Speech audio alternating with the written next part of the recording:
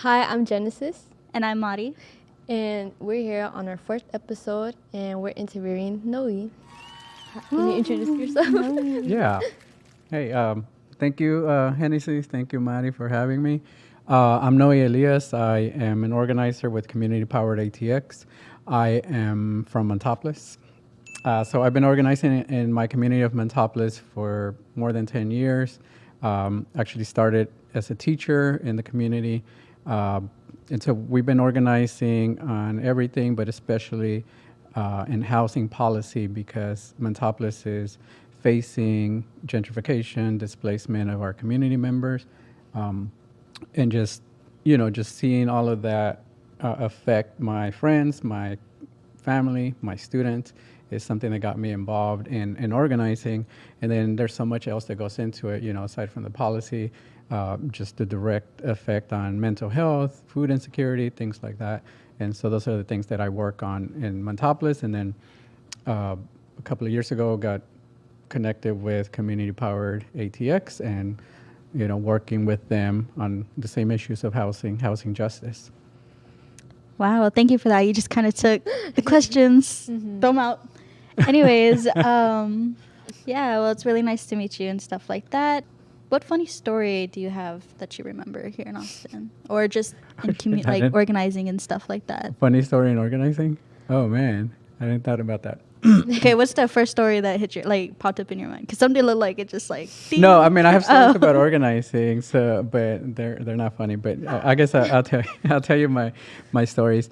So what really made things snap, I guess, in how things work in Austin, how things was two cases in my community, actually like right down the street from my house, which was fighting to save the Montopolis Negro School, which is a segregated school that's now historic, that was in threat of demolition from developers, and then also trying to develop affordable housing at 508 Kemp Street, down the street from my house. Actually, they're across the street from each other. So the case with the Montopolis Negro School was that, yes, the developer bought the property. They wanted to demolish it. They didn't know what the building was, and they got the demolition permit through the city. And then when we find out about it, we started fighting for it. It took years to fight it. We finally got the city to purchase the property from the developer. He made a killing. He bought the project for like $200,000 and got like more than $1 million for it from the city. But that's where we were, and we saved it, and so now we're going to turn it into a museum and a cultural center, things like that. And then 508 Kemp, that's the one that really got me pissed off at like the way City Council works, because we proposed a development opposing the developer that wanted to build, of course, condos, luxury condos. We said, we have our own idea. We have a plan for this, like laid it all out, work with developers, work with real estate people, work with people that, home builders, and just put out a whole plan. And then our friend, sarcastically, our friend, our progressive friend at the City Council at the time, Greg Kassar, completely undercut us when we were trying to get the financing for that, and told the developer, hey, why don't you, use Affordability Unlocked, his little plan for affordable, which is not really affordable housing, and, undercut us, and we lost our support, and we weren't able to build the affordable housing we wanted. Dang. So yeah. Backing up on their words, crazy. Yep. But I did hear about the Negro School, that it's now like a museum here in Montopolis, but they didn't preserve everything that used to be there. Yeah, we're working on that right now. Yeah, it's hard because it's, financing, like having a community plan and all of that. But that's where we're going through, because, the city, like the Parks Department, will do their own thing and tell the history the way they want to do it, where we want to tell our own story through that. So we're working on plans and getting financing and all of that. So it's still a work in progress. Well, I plan on visiting it soon. Yeah. So the next topic is we're going to talk about some current events. So the first one is going to be CDMX Mexico protest. What are your thoughts on all that stuff going on over there? Yeah. So, I grew up here since I was 8 years old, but I was born in Mexico, so I visit often. And so yeah, so it's a thing that you see, just same way that you see the changes here in Austin is the same way that you see the changes in places like Mexico City, Querétaro City, other cities that now are really attractive to tourists. Not only tourists, but people that live there part-time, live there most of the time, but that actually have remote jobs, so they get paid a shitload of money here, and they go live over there, and they live like kings. And then all of a sudden, they're like, "Oh, I can start my own business. I can buy 5 apartments and put them on Airbnb for other people that are coming, things like that." And so so I was actually in Mexico City the day when they were protesting, which was July 4th.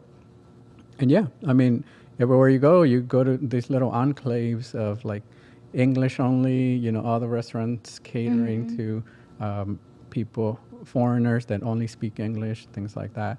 And then at the same time, the same way that we see it here in Austin, it's like the people that used to live there, they used to have small businesses there that, had family networks there, are seeing all of that breaking up, and they can't afford to live in the area where they grew up. Yeah, definitely like reminds me to an extent of like what's happening in Puerto Rico too, or what they're going through. It's the same. But it's crazy how all of this is just happening in like areas where people are still struggling to make a living. Yeah. And then you get all these other people here from like America who just come, like boom, just kind of like take it all away, and now they're just like left struggling more than they did before. Yeah, I mean that's capitalism, right? Like you have like the big divide of the people that have money, the people that don't have money, and then when you go into like an entire area like Mexico that functions really like Mexico City seems like used to function in a different economy. Like there were people, little communities where it was like almost self-sufficient, kind of like Montopolis. Montopolis, same thing. It's like we had our little businesses, people would buy food from each other, things like that. That's how we survived in those areas. And then now imagine somebody making 3-4 times as much money as you, saying, "Hey, look, there's a whole apartment building that I can buy here and turn them into Airbnbs." Yeah. Yeah. Somebody who like experienced that firsthand, I definitely understand like the changing, and not everybody's able to keep up with it. Definitely. Another thing I want to talk about, once again, I don't have much knowledge into the event that's going on. So can you tell me a little bit about the immigration farm worker strike? Of course, we do know about like past farm worker strikes, like Cesar Chavez and all. But what exactly is going on with the one now? Yeah, so now they're launching a farm worker strike, and I mean, just for context, we have food on our tables because of farm workers, right? The way that the system works now is that there's very few family farms, like the way they try to, would make it, make you think that farms work, or the way that we as kids think of farm works. Now it's a huge farm, right? You need workers to plant, to maintain the plants, to harvest the plants when they're ready. And a lot of those workers are immigrant workers, because the work is so difficult, the pay is so low, and then so they either come here just to work on the farms, or sometimes they get brought in by the company themselves. And then so there were a couple of days, there was like a whole week where ICE was just going into the fields and just that's right, literally hunting people down in the fields, and and so that's one thing that's very powerful. A strike is very powerful because, like I said, we as real people make that connection of like, how do we get food on our plate? Is because these people are working their ass off, harvesting and maintaining and packaging and all of that, so we can get that food. And so that's the point of it, is that we have to see that connection, and we have to have an effect on the economy in order to or have our demands met, which are like legalization of farm workers, having the right to stay here, to live here, because I mean they are part of the community. Yeah, absolutely. And so yeah, so that's for the strike. Yeah. And then beyond that, of course, immigration is a huge issue. Just even outside of the fields, we see it here in Austin, and unfortunately in Austin, we have Texas really, we have the thing where you have to be concerned with Austin Police Department. You have to be concerned with the Sheriff's Department, and then the state troopers, and then ICE, because they do collaborate. No matter what people say, they do collaborate. So getting pulled over, getting for any infraction, you know, like things like that, we have to really understand that that's how it works. So any person that's vulnerable to being deported is, you know, at risk when you go out. And so a lot of people are not going out, not going to certain events. And, you know, one of our friends runs a food distribution and supply distribution organization where they have monthly days when they distribute supplies. And, you know, they're seeing that people are, you know, afraid to stand in line, you know, because, or be in a large crowd and, you know, put themselves out there. Yeah. Oh, yeah, absolutely. Well, I did want to dive into our next segment, and this is going to be a series of reaction videos on current council members on social media. Noé's been active in the Austin politics for a while, and so we like to have him react to some of these videos that kind of break down the issues to us and the viewers today. So whenever we get that started, yeah. Oh, shit. We're going to watch this video of Vanessa Fuentes. Okay, so if y'all don't know, Vanessa Fuentes is the city council member for District 2, which includes Dove Springs. She's also the mayor pro tem right now. Oh, I did not know that. Yeah. So I want to see this video and see what's up. Austin's in trouble. Our city is growing fast and we simply can't keep up. But to understand how we got here and what we're doing to fix it, we have to start at the beginning, nearly a century ago. In 1928, the city introduced its master plan, a document that would change the trajectory of our city forever and for worse. And there's no way to sugarcoat it. The ideas outlined in this plan were downright racist. Enforcement of this city plan included shutting off utilities. Yeah, so, okay, so she's talking about the 1928 master plan, which was extremely racist. What she doesn't talk about here is the history even before that, like how the city has developed, right? So it's just parts in the history of Austin, which is, I mean, the first one we can talk about, of course, is the fact that there were indigenous people living here, and white settlers came and said, you know, hey, there's nobody living here, we should take this. And when they did, they actually used like violence to get all the indigenous people out of this land. Same thing with the 1928 master plan. They said, we have a plan for this area. You know, vulnerable communities are always seen as dispensable. So they're like, well, how can we get them out of here, right? And of course, we're still doing the same thing. Oh, we're still doing the same thing. And I mean, Vanessa Fuentes probably won't talk about it in this video, but you know, what's happening now that is just a continuation of that same process. Utilities in historically black neighborhoods. And it also established planning principles that are still in use in our city today, including minimum lot sizes. This means that every home, regardless if it was big or small, had to be on a lot of a certain size. Changes like this made sections of Austin unaffordable or completely uninhabitable, especially for our black population. These impacts also reached our Latino population, segregating our communities of color just as it intended. Since then, we've only seen 3 comprehensive land development code rewrites. This brings us to today, where our outdated land development code is suffocating our housing supply.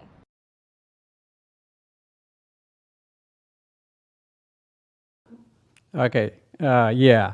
So 2 things there, lot sizes and housing supply. So the thing right now, the hot thing right now in local progressive politics is talking about housing supply, right? So they say that, oh, there's not enough housing and that's why everything's expensive, right? And then they start throwing stuff out like lot sizes, like the fact that if you had smaller lots to build houses on, it would make everything affordable. So if you notice from this video, she has not used the word affordability, right? Affordable. And that's the issue in Austin. It's not, you know, it's not just the fact that we don't have enough housing, it's the fact that it's not affordable. And so as we have experienced, us 3, I know us 3 have experienced, is that it's an affordability issue, right? Yeah. And if you're an investor, if you have a shitload of money and they allow you to split up your huge lots into 3 lots, right? and build houses on each one, 2, 3 houses, are you going to make one of those affordable, or are you going to try to make as much money as you can when you build them? Yeah, we already kind of know these mindsets. It's just going to be max profit no matter what. Exactly, right? And then so is that going to help the affordability issue? It's not, right? And then so no matter how much you increase the supply, right? If you're dealing with the market is calling for, luxury, for more unaffordable housing, expensive housing, because those are the people that are moving to Austin and they want those expensive houses. So everything that's getting built is luxury and expensive, and the people that actually are struggling to live in Austin are not benefiting from any of that. So I have a huge issue with this, talking about the racism and, like the displacement, and then adding these things that are actually making it worse. They're, it's just a continuation, like I said earlier, right? Actually displacing people, displacing Black and brown communities. Making it almost impossible to address our affordability crisis. Now we're taking actionable steps to undo many of these policies that are deeply rooted in segregation and in racism. Okay, so same thing is like how just allowing developers, people with money, to build bigger houses, on smaller lots. How is that helping the affordability crisis, right? Yeah, and then it really, the affordability crisis is affecting Black and brown people, working class people, right? And one thing that I remember hearing in this issue is like, oh, well, if, like a Black family has a huge property, they can subdivide it and build, 4 houses and sell some of them to be able to stay in Austin. And I'm like, the same system that you're talking about, the same racist system that you're talking about, is not allowing people like us to get home loans, to get, construction loans. We're not able to afford, $300,000 to build an ADU in your backyard. So who is that going to benefit? People that already have that money, or investors that are coming in and see that property and say, hey, look, I can buy that house and then build an ADU in the back and, put it on Airbnb. Yeah. Last year, we allowed more homes to be built on a single lot. Now we're looking to reduce the minimum lot size by over 50%. This will allow us to build more homes in more places for more people. Yeah, so what do I think? No, we're not. And we can see it. We can see no matter what like how much we've been building, there's a lot of luxury housing in Austin. There's a lot of market rate, unaffordable housing. And then we're losing the real affordable housing. Like if you saw her little map or her little drawing of how it works.